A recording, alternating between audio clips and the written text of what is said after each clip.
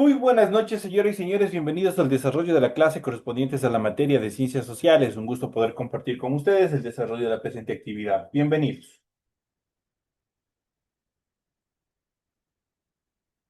Sí, sí, buenas noches. Compañero Julito, muy buenas noches. Bienvenido.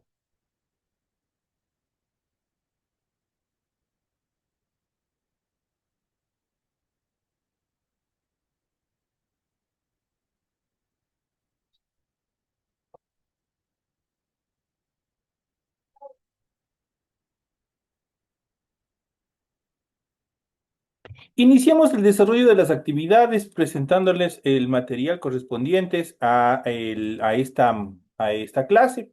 Vamos a iniciar con el desarrollo de las actividades y en pantalla vamos a ver un tema muy interesante que todos y todas debemos conocer. Y bueno, vamos a hablar en esta clase sobre las garantías constitucionales.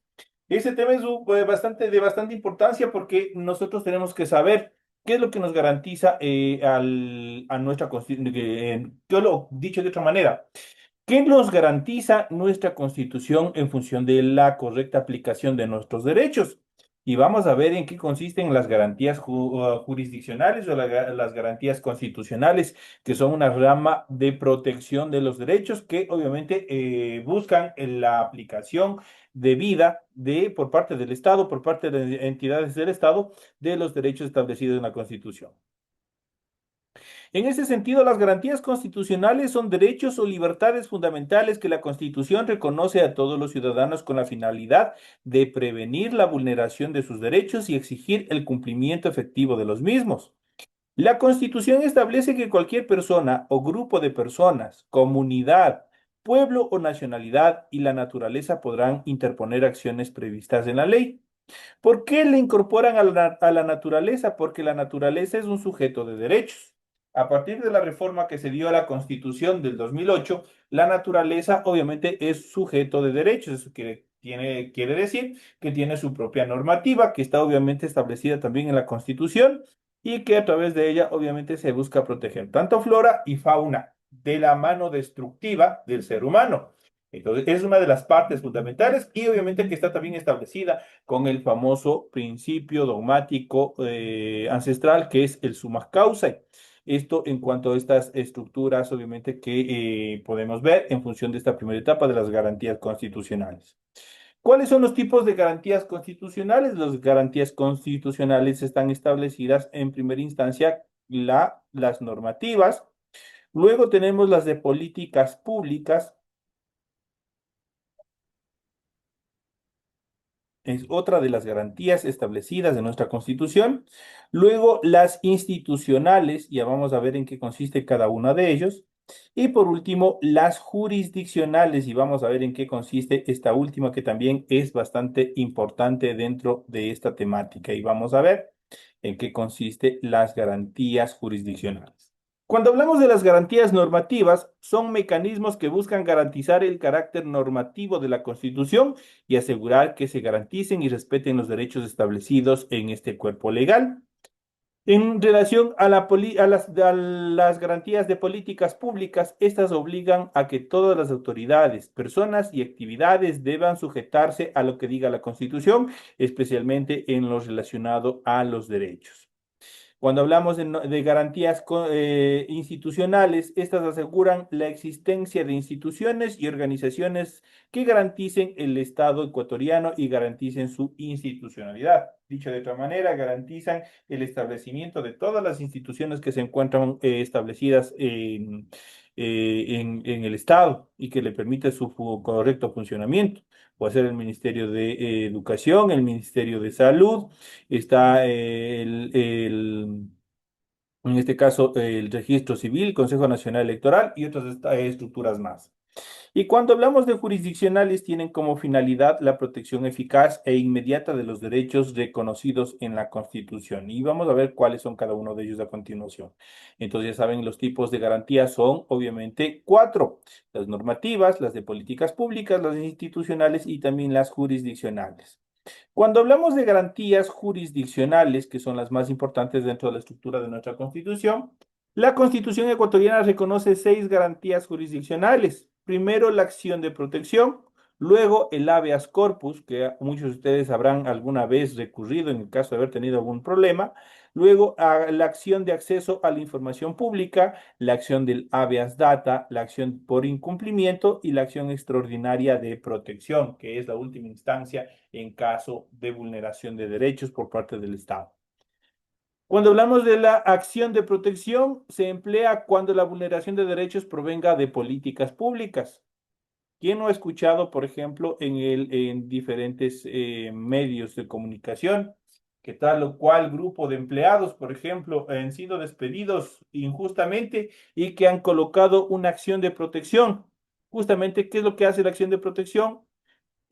Prácticamente se emplea cuando la vulneración de derechos provenga de políticas públicas que obviamente son del Estado y que vulneren los derechos de los ciudadanos. El famoso y el más utilizado, el habeas corpus. El habeas corpus es otra garantía jurisdiccional. Este protege el derecho a la libertad de quienes se encuentran privados de ella de forma ilegal, arbitraria e ilegítima, que es la bandera de por ahí algunos politiqueros que ni siquiera saben qué es lo que significa o qué es lo que determina la acción del habeas corpus y que dicen que no, que mediante este proceso, obviamente los delincuentes recuperan la libertad.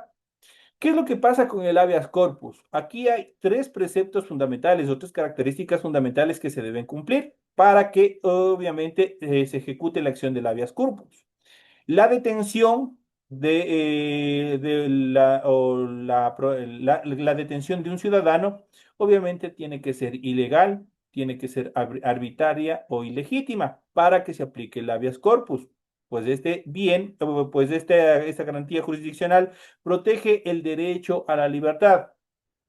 ¿Qué pasa? Que si el señor Julio Guapulema, compañero de aquí de clases, está camino a su casa, y resulta que un grupo de uniformados de la policía se identifican y lo detienen sin una orden judicial, sin leerle los derechos, sin llevarle o ponerle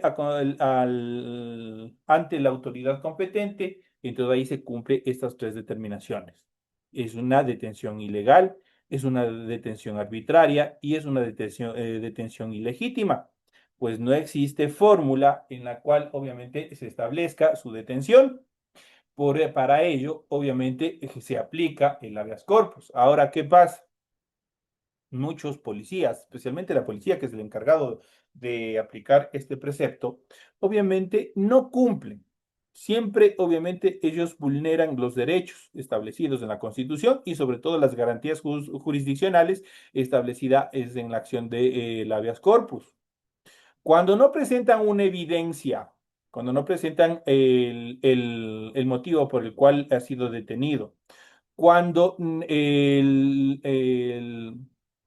la detención es ilegal, pues no había ninguna fórmula, no había orden de juez, no había nada. Ahí obviamente se tiene que darle la libertad en 24 horas, pues el juez no puede formular cargos, el fiscal o la autoridad competente no puede formular cargos, no puede aplicar una detención que no esté prevista en la ley y por ende tiene que determinar su libertad y ahí se aplica el habeas corpus. No es porque esta garantía jurisdiccional proteja a los delincuentes, sino que más bien es una estructura jurídica constitucional de carácter constitucional, obviamente que nos permite que en caso de nosotros ser víctimas de una detención ilegal, que hay muchas en el país, que hay muchas en el Estado, obviamente nosotros recobremos la libertad si no existe ninguna fórmula de juicio, si no existe ninguna acusación, si no existe evidencia, si no existe pruebas, obviamente poder recuperar la libertad. Ese es el derecho, esta garantía jurisdiccional protege el derecho a la libertad de quien se encuentra privado de forma ilegítima. En cuanto a la acción, la siguiente garantía jurisdiccional, la acción al acceso de la información pública, es también demasiado importante, pues esta garantiza el acceso a la información que existe en archivos y documentos, pero de carácter público.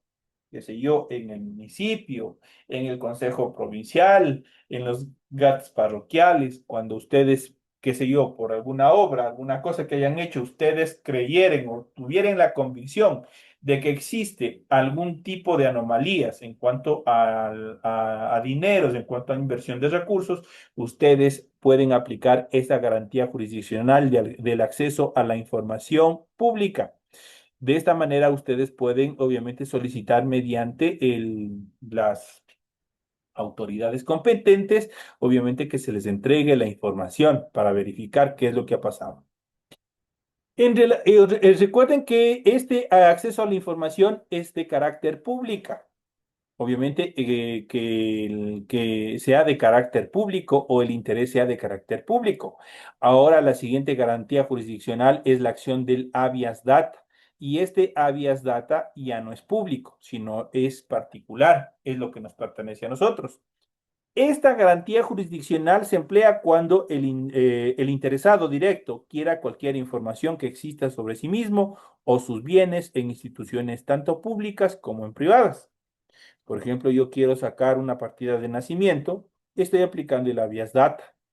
Quiero sacar en el registro de la propiedad un certificado de gravamen, estoy aplicando el habeas data.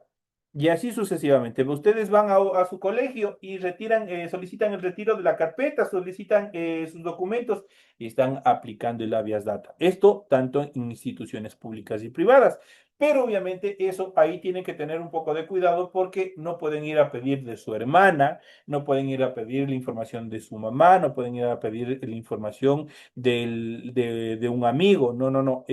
Siempre son información de sí mismo, sobre la persona mismo, sobre el interesado, tanto de los bienes como de toda la información que ustedes necesiten, pero de carácter personal. Eso sí, tanto en instituciones públicas como en instituciones privadas.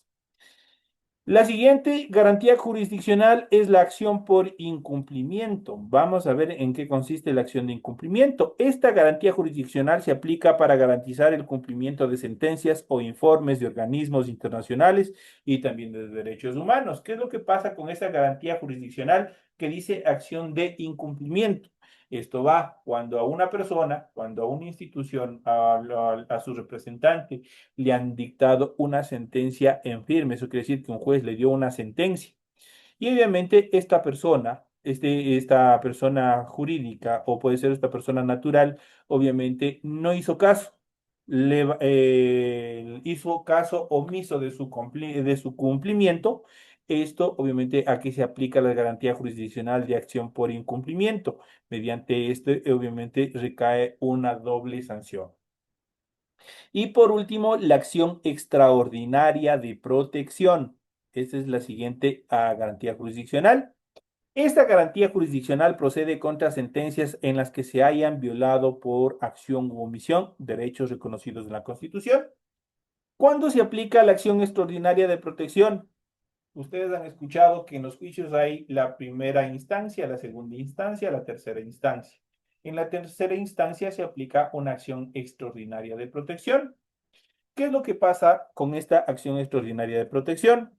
Esta acción extraordinaria de protección va en contra de alguna normativa, de algún artículo, de alguna ley inferior a la Constitución que esté vulnerando los derechos, que haya vulnerado, que se haya inobservado, que hayan los jueces cometido una omisión, o hayan violado por acción u omisión algún tipo de derecho que esté establecido en la Constitución. Ahí se aplica la acción extraordinaria de protección.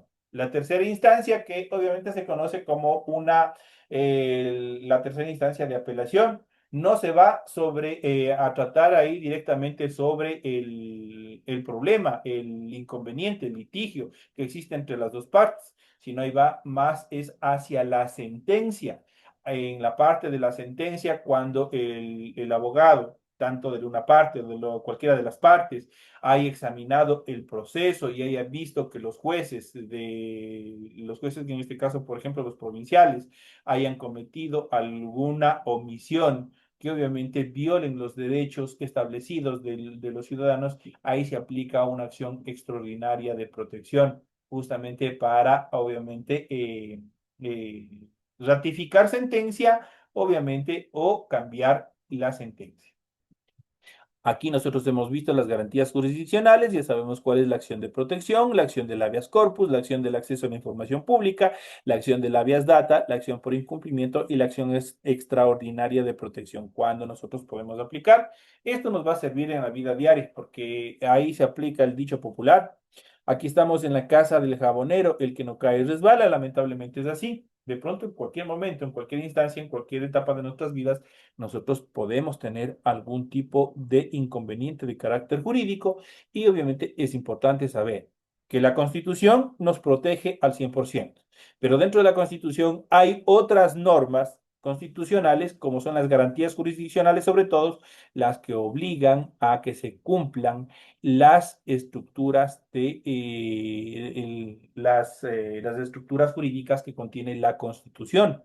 Entonces, estos prácticamente son como candados judiciales.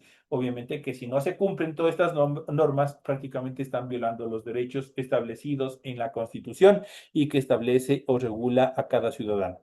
Ya sabemos que los tipos de garantías son las garantías normativas, las garantías de políticas públicas, las garantías institucionales y las que más nos interesan a nosotros son las garantías jurisdiccionales. Estas garantías jurisdiccionales obviamente nos protegen al 1000 por 1000 a nosotros en toda instancia que nosotros tengamos alguna dificultad en nuestra vida, tanto o puede ser pública como también puede ser privada. Y vamos a ver a continuación el Estado y los derechos ciudadanos. ¿Qué son los derechos ciudadanos? Los derechos ciudadanos o los derechos humanos son fundamentales para el funcionamiento y desarrollo de la sociedad. Por esto es deber del Estado proteger los derechos de las personas y garantizar a través de normas, decretos, instituciones, leyes y demás su cumplimiento. No se pueden violar los derechos establecidos que ya se encuentran en la Constitución. Los derechos humanos son de cumplimiento obligatorio, así no les gusta, así no les parezca. Estos derechos no es que protegen a un segmento especial de la población, nos protegen a todos. Si se eliminan cualquier tipo de estos derechos establecidos, obviamente estos son de normativa internacional, pero obviamente se reconocen a través de la Constitución.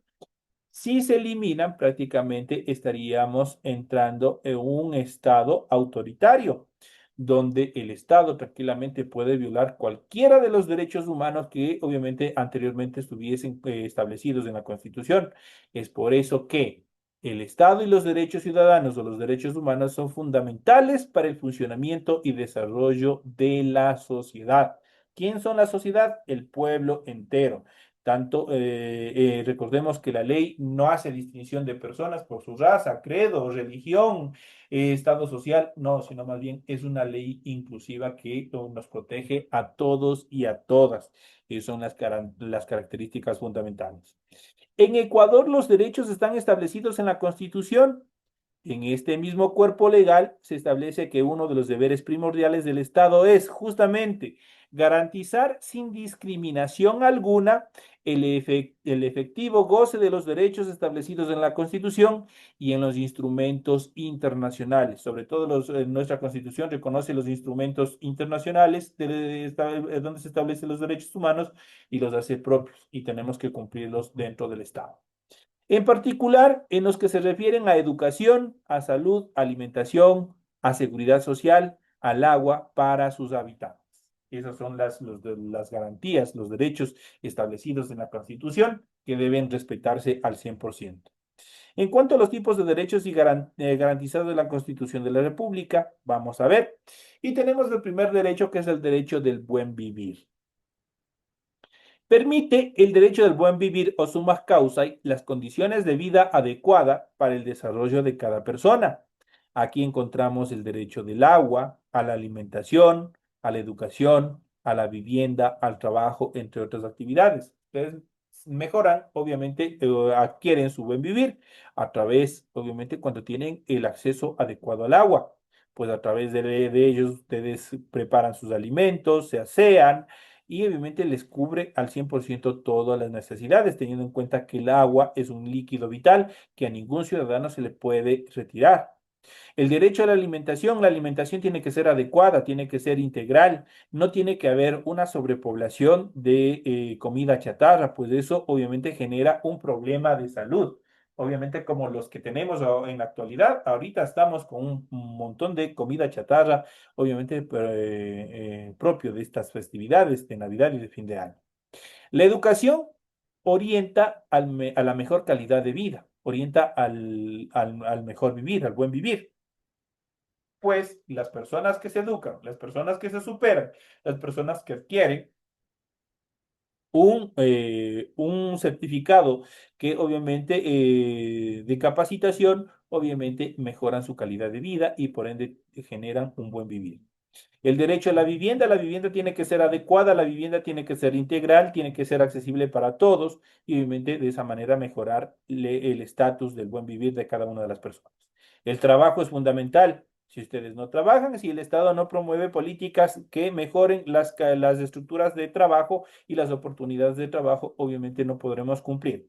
Lo de la canasta básica y obviamente también incluido dentro de la canasta básica lo que obviamente los requerimientos que necesitamos para nosotros poder subsistir.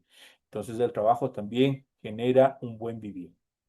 También tenemos los derechos de las personas y los grupos de atención prioritaria. Incluyen a las personas adultas mayores, niños, niñas y adolescentes, mujeres embarazadas, personas con discapacidad y personas con enfermedades catastróficas. Ellos están dentro del grupo de las personas o grupos de atención prioritaria también establecida en nuestra Constitución.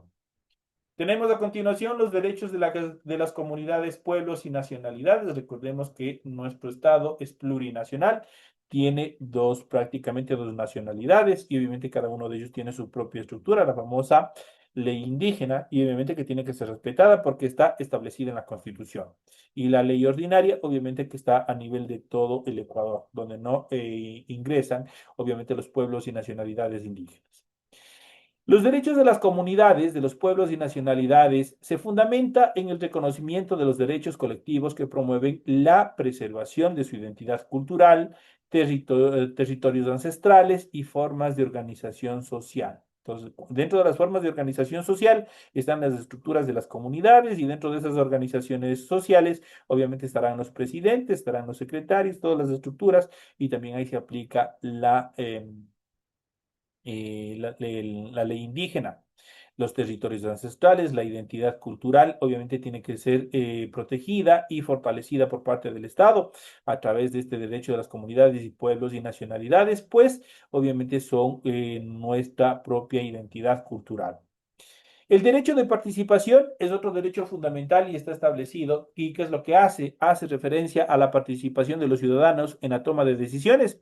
Se incluye el derecho a elegir, pero también a ser elegido. Eso quiere decir que nosotros podemos ir a elegir, pero en algún momento, cuando nosotros nos preparemos, nosotros cumplamos con todos los requerimientos, también podemos tener el derecho a ser elegidos de alguna dignidad, de un presidente de barrio, de un presidente de una cooperativa de transportes, de una alcaldía, qué sé yo, de miles de cosas. Todo ya depende de las posibilidades y de las aptitudes que tenga cada ciudadano. Desempeñar funciones públicas y la conformación de partidos y movimientos, en los cuales, obviamente, de acuerdo a nuestro propio criterio, nos deja la libertad de elección. Si queremos ser, obviamente, de un X partido, si queremos ser o de otro X partido, dependiendo de los intereses políticos que tengamos cada uno de nosotros. En cuanto a los derechos de libertad, se refieren a los derechos que garantizan la libertad de las personas para desarrollarse como individuos. Aquí se encuentran, entre otros, el derecho a la vida, el derecho a la integridad personal, a la igualdad, a la libertad de opinión, a la libertad de creo, a la libertad de asociación y de tránsito. Entonces son libertades que establecen en la Constitución. Entonces, esas son las características fundamentales. Cuando hablamos de derechos de libertad, obviamente estamos hablando de uno de los principales, que es el derecho a la vida. Nadie puede, obviamente, en el territorio ecuatoriano, tanto dentro de los territorios de las comunidades y pueblos ancestrales, como en nuestra legislación normal, no puede haber pena capital, no puede haber pena de muerte. Entonces, está establecido el derecho a la vida. A la integridad personal, nadie puede difamarle, nadie puede atentar contra su derecho e integridad personal. A la igualdad, todos somos iguales ante la ley, sean blancos, mestizos, negros, mulatos, todos somos iguales. A la libertad de opinión, todos tenemos libertad de expresarnos libremente, siempre y cuando que lo que nosotros nos expresemos o exterioricemos no afecte a las personas que están en nuestra sociedad. A la libertad de credo, cada quien obviamente tiene libertad de elegir la religión que desee profesar, obviamente también no. Entonces ahí tienen una libertad en función de la religión. Y por último, la libertad de asociación y de tránsito. Cuando hablamos de la libertad de asociación, cualquiera de ustedes puede organizar, incluso aquí, dentro de esta aula, pueden organizarse y formar un comité, formar una asociación de estudiantes. Entonces, no les prohíbe la ley, siempre y cuando que esa asociación no busque generar, obviamente, desestabilización dentro del Estado. Y por último, la libertad de tránsito. Cada uno de nosotros podemos andar libremente por donde nosotros queramos. Entonces, esos son los derechos y libertades que tenemos en la Constitución. Y pasamos al siguiente, que es el derecho de la naturaleza, que estaba establecido y que habíamos hablado anteriormente. Este se refiere al respeto íntegro a la naturaleza, su mantenimiento, su preservación y su restauración. Su mantenimiento, el Estado promueve, obviamente, el mantenimiento íntegro, tal como es desde su inicio, de su forma integral, obviamente, de las formas de su naturaleza. La prevención para evitar que, obviamente, tanto situaciones antrópicas como naturales, obviamente, puedan afectar o dañar. Y la restauración cuando el hombre o determinadas situaciones naturales hayan afectado a la naturaleza, obviamente, ¿qué es lo que tienen que hacer? Restaurar el daño que se ha cometido. Y tenemos el último, los derechos de protección. Hacen referencia al acceso a la justicia, a la defensa y a la protección especial. Todo proceso, todo proceso jurídico, obviamente, tiene que ser obligatoriamente comunicado entre partes interesadas. A ninguna persona se le puede seguir un juicio y obviamente seguirlo de forma secreta. ¿Por qué? Porque se estaría violando uno de los principios fundamentales, que es el derecho a la defensa. Si usted no sabía cómo se puede defender y por ende no se puede avanzar, no se puede ganar. Prácticamente, ¿qué es lo que hace la persona afectada? La que nunca le avisaron, la que nunca supo que le estaban siguiendo juicio, simplemente presenta justamente un derecho de protección. Obviamente indicando que se violó el derecho al acceso a la justicia, pues no se le notificó previamente, pues no tuvo un correcto derecho a la defensa, un derecho oportuno a la defensa y por ende se vulneraron sus derechos. Entonces, este derecho a la protección hace referencia al acceso a la justicia. Ese acceso a la justicia es gratuito en todas sus instancias. A la defensa, a una defensa efectiva y oportuna. Y a la protección especial, cuando los derechos, cuando la persona, tanto en la parte psicológica, moral o personal, física, ha sido afectada. Es una protección especial. ¿Y dónde se aplica esta protección especial? Justamente a los grupos vulnerables, a los niños, niñas, ancianos que han sido vulnerados. Ahí se aplica este derecho de protección especial. Entonces ya saben cómo funciona nuestra Constitución. Hemos ido viendo todos los tipos de garantías constitucionales que tiene nuestro Ecuador. Y pasamos a una última parte que es importante revisar también, que son los derechos de la niñez y los adolescentes.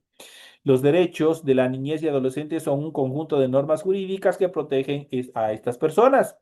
Son inalienables e irrenunciables y están consagrados en varios documentos que tienen vigencia a nivel internacional, no solamente a nivel de nuestro país.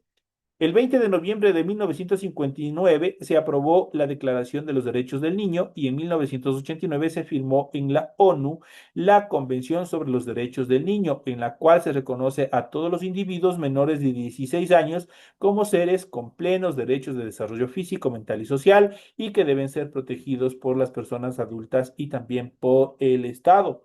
Ecuador fue el primer país latinoamericano en ratificar la convención y se comprometió a adecuar su sistema jurídico a los derechos requeridos de la misma. De ahí surge el famoso Código de la Niñez y Adolescencia, en la cual se establecen los derechos primordiales de la infancia y las responsabilidades de quienes deben garantizar el cumplimiento de los mismos. Los derechos señalados en este código o en el Código de la Niñez se clasifican en derechos de supervivencia que incluyen el derecho a la vida, a la familia, a la lactancia materna, a la atención del parto, a la vida digna, a la salud y a un medio ambiente sano. Se incluye igualmente a la naturaleza. Se establece la responsabilidad del Estado de garantizar, entre otras cosas, el acceso a los servicios de salud y la provisión de medicinas y la familia de brindar un clima de afecto que asegure una vida digna del recién nacido. Derechos, en cuanto a los derechos de desarrollo humano, incluyen el derecho a la identidad, a la identificación, a la educación, a la vida cultural, a la información y al descanso y recreación. Recordemos una vez más que este derecho a la identidad y a la identificación son dos cosas muy diferentes.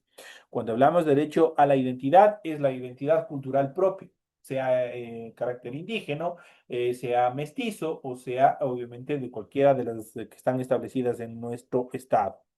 Y en cuanto cuando hablamos de identificación, si hablamos del documento de la cédula, lo que nos permite identificar. Esto nos queda algún material también dentro del material de apoyo, obviamente que no alcanzamos a revisar y que es de carácter importante, que espero que ustedes en su tiempo libre también se peguen una leída que es bastante importante. Entonces, son algunos de los temas que nosotros hemos ido viendo. Lamentablemente, el tiempo es nuestro peor enemigo y obviamente estamos ya llegando a la parte final de la presente clase. No me despido de ustedes, pues a partir de las 8:40 tenemos la siguiente clase correspondientes a la materia de ciencias naturales, pues nos vemos en la siguiente hora. Sigan en el proceso educativo.